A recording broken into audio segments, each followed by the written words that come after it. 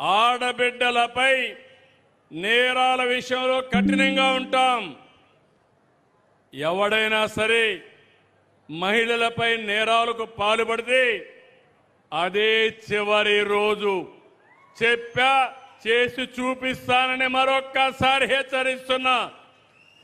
మానవ మృగాలు అక్కడక్కడ ఇంకా కూడా రెచ్చిపోయే పరిస్థితులు ఉన్నారు. అలాంటి వారిని హెచ్చరిస్తున్నా. చిన్న పిల్లల పట్ల పైశాచికంగా వ్యవహరిస్తున్నారు. ఈ విషయమే నేను చెప్పాను. సిబిఎన్ వస్తానే లా అండ్ ఆర్డర్ కంట్రోల్ కావాలి.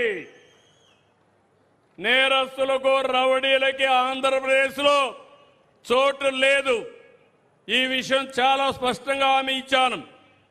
ప్రజలు ప్రాణాలు కాపాడే రాజకీయాలు ఒకవైపు, ప్రజలను భయపెట్టి మోసాలు చేసే రాజకీయాలు ఇంకొక వైపు.